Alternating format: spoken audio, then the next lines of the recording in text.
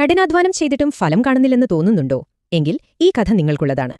എത്രയൊക്കെ ശ്രമിച്ചിട്ടും ഒരിഞ്ച് മുന്നോട്ട് പോകുന്നില്ലെന്ന് എപ്പോഴെങ്കിലും തോന്നിയിട്ടുണ്ടോ? നമുക്കൊരു കഥ കേൾക്കാം.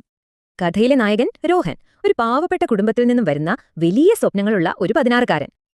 അവന്റെ സ്വപ്നം വലുതായിരുന്നു, പക്ഷേ യാഥാർത്ഥ്യം അതായിരുന്നില്ല. 2 വർഷം കഠിനമായി പരിശ്രമിച്ചിട്ടും ഒന്നും മാറിയില്ല. അങ്ങനെ ഒരു മഴയുള്ള ദിവസം പ്രതീക്ഷയെല്ലാം പോയി. ഓട്ടത്തിനിടയിൽ വഴുതി വീണ അവൻ ഒരു മരച്ചോട്ടിലിരുന്നു. അവന്റെ ഉള്ളിലെ സംശയങ്ങളെല്ലാം ശരിയാണെന്ന് അവന് തോന്നി. എന്നെക്കൊണ്ട് പറ്റില്ല. ആദ്യമായി അവൻ കരഞ്ഞുപോയി. അവന്റെ നിരാശ കണ്ട് ഒരു പ്രായമായ കർഷകൻ അങ്ങോട്ട് വന്നു.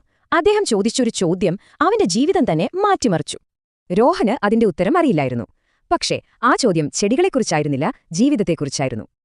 ആദ്യത്തെ 5 വർഷം നമ്മൾ എത്ര വെള്ളമൊഴിച്ചാലും ഒന്നും കാണില്ല.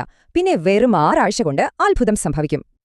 അപ്പോ ഈ 5 വർഷം ആ വിത്ത് വെറുതെ ഇരിക്കുകയായിരുന്നോ? അല്ല, അത് അതിശക്തമായ ഒരു വേരുപടലമുണ്ടാക്കുകയായിരുന്നു. ആ കർഷകന്റെ വാക്കുകൾ രോഹന്റെ ഉള്ളിൽ ഒരു തീപ്പൊരിയിട്ടു. അവന്റെ നിരാശ മാറി, പകരം പുതിയൊരു ലക്ഷ്യബോധം വന്നു. അവന്റെ ശ്രദ്ധ ജയിക്കുന്നതിൽ നിന്നങ്ങോട്ടും മാറി. പകരം ഓരോ ദിവസവും കുറച്ചുകൂടി നല്ലൊരു ഓട്ടക്കാരനാകാൻ അവൻ ശ്രമിച്ചു. അങ്ങനെ 1 വർഷം കൂടി. മഴയായാലും വെയിലായാലും അവൻ തന്റെ വേരുകൾക്ക് ബലം നൽകിക്കൊണ്ടേയിരുന്നു. അക്കാദമിയിലേക്കുള്ള അവസാന അവസരം. വലിയ നഗരങ്ങളിൽ നിന്നുള്ള ഓട്ടക്കാർക്കിടയിൽ അവൻ ശാന്തനായി നിന്നു. പക്ഷേ അവസാന 200 മീറ്ററിൽ എന്തോ ഒന്ന് സംഭവിച്ചു. അവന്റെ ശരീരം തനിയെ മുന്നോട്ട് കുതിച്ചു. വർഷങ്ങളുടെ അധ്വാനം അവന് കരുത്തായി. അവൻ ഒന്നാമനായി ഫിനിഷ് ചെയ്തു. അച്ഛന്റെ കണ്ണുകൾ നിറഞ്ഞിരുന്നു. രോഹൻ ആ ഓട്ടം മാത്രമല്ല ജയിച്ചത്, അവൻ അവനെ തന്നെയായിരുന്നു തോൽപ്പിച്ചത്.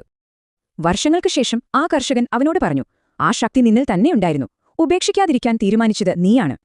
അപ്പോ രോഹന്റെയും ആ മുളയുടെയും കഥ നമ്മളെ എന്താണ് പഠിപ്പിക്കുന്നത്? വിജയത്തെയും ക്ഷമയെയും കുറിച്ച് വളരെ പ്രധാനപ്പെട്ട ഒരു കാര്യമുണ്ട്.